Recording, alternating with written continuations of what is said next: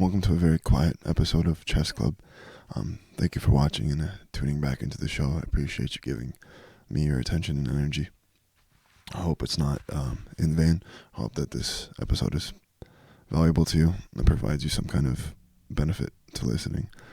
Sorry for bumping the mic stand, but I'm quiet because my family's sleeping and I don't want to be too loud and bring attention to this episode before it's fully cooked. This episode is going to be a Valentine's Day special. It's called Love and War.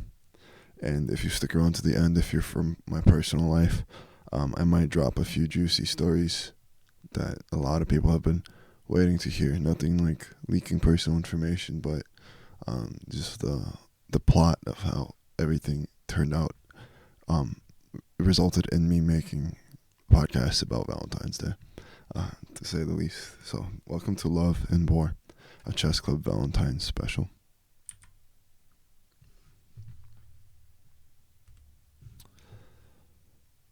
It's a game of strategy.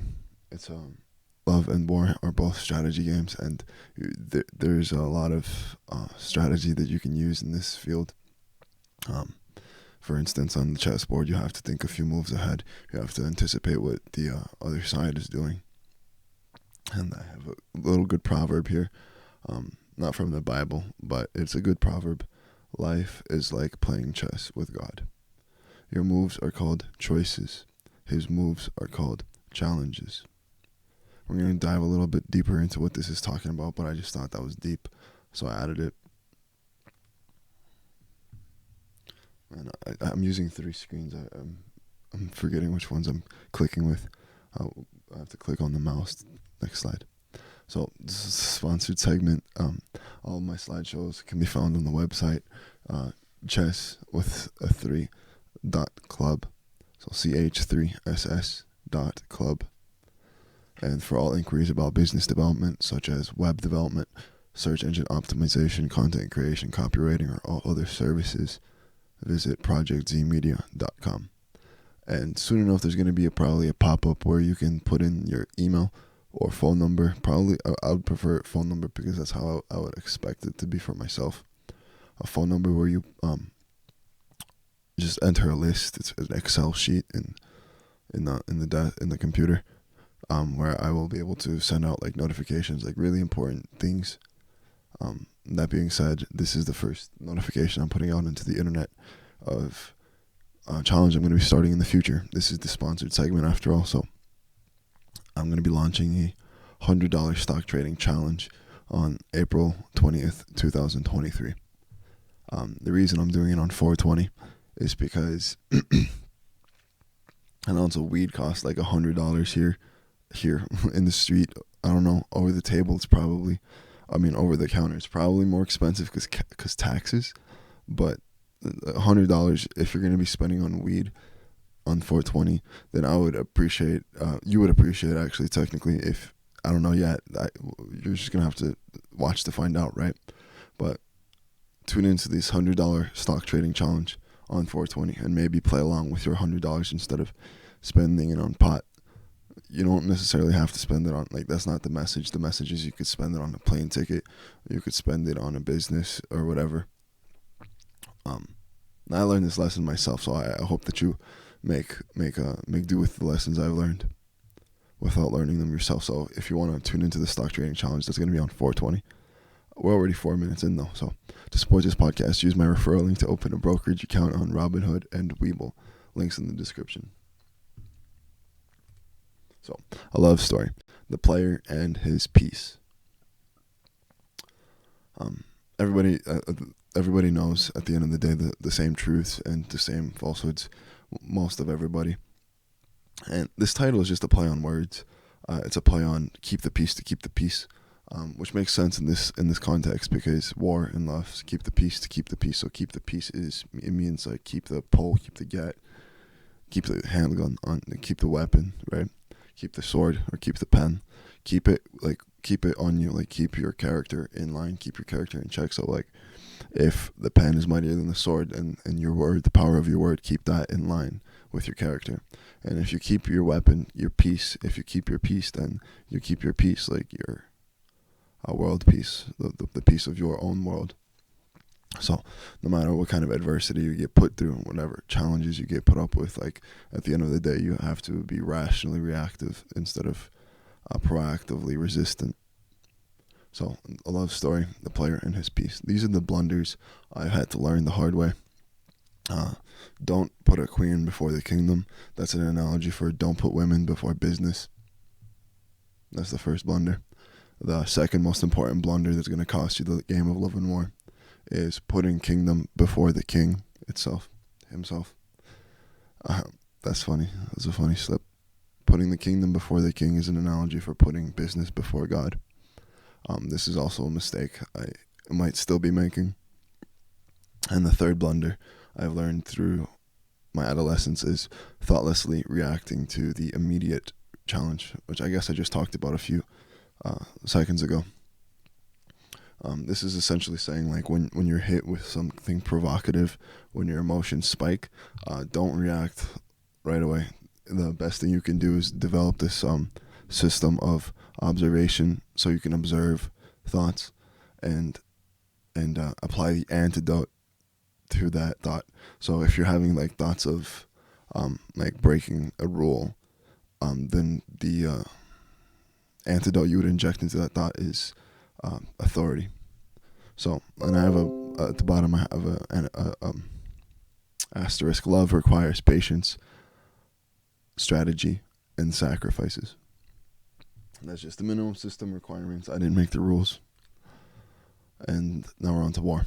You won't win the game of love without realizing you are at war. And I can extrapolate this about 5 different ways just right this second, but it'll forever be you versus you. You're going to have to win spiritual battles. You might lose them, but you have to win them. There is no element of chance. You have to think about it, and the results of your thoughts are exactly what they deserve.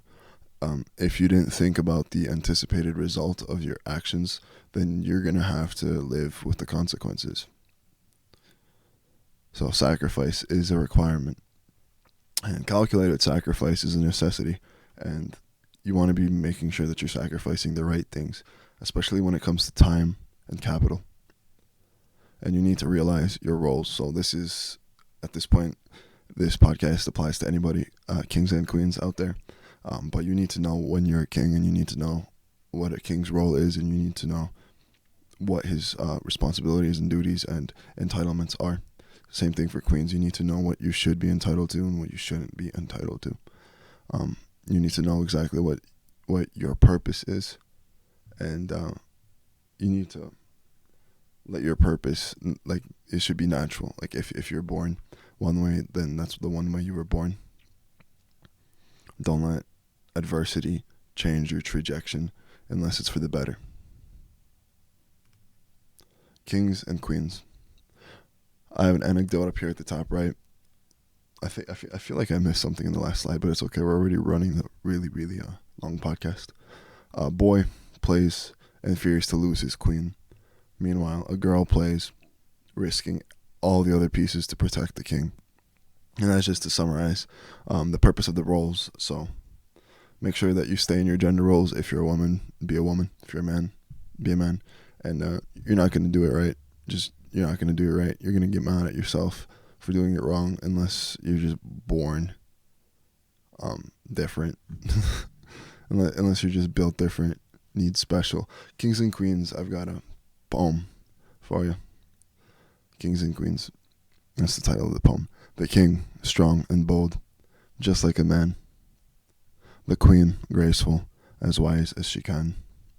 Together they rule the perfect team. In chess and in life, their roles are supreme. So that's just to highlight the fact that, in this day and age, there's not much kingdoms out there. There's dictatorships, which I guess you could is the closest thing that comes to kingdoms, right? But at the end of the day, like here in America, in Babylon the Great, Biden isn't the king. Trump wasn't really the king. That, in my opinion, if there is a labeled king, it's Jerome Powell, the chairman of the Federal Reserve. I don't think the president really has more influence than the president of the Federal Reserve does. But that being said, this nation is broken down into states, and then cities or counties, right, and then neighborhoods, right, and then individual small houses, castles, right. So you can be a king in your own right in this day and age, and I encourage you to try to be a king if you're a man, or if you're a male. And same thing for females, princess, queen, same thing.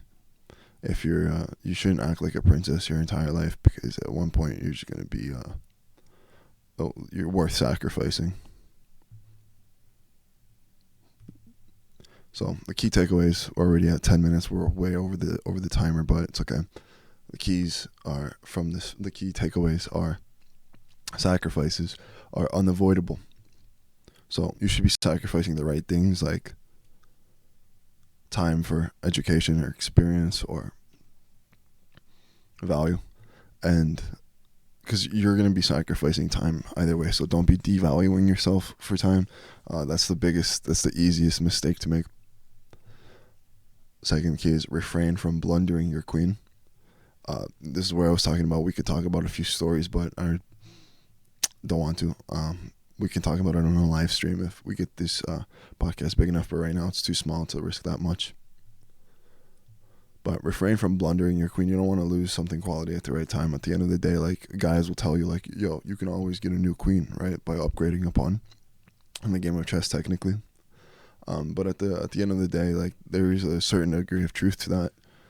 But also there is a certain degree of truth to you lost her for a reason, right?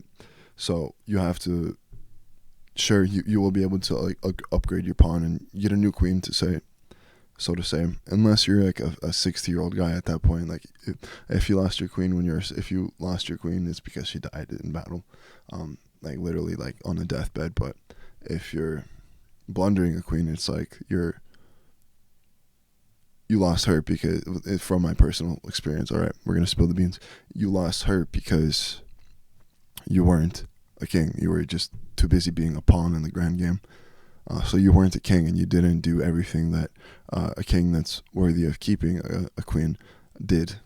So don't blunder a queen, be a king.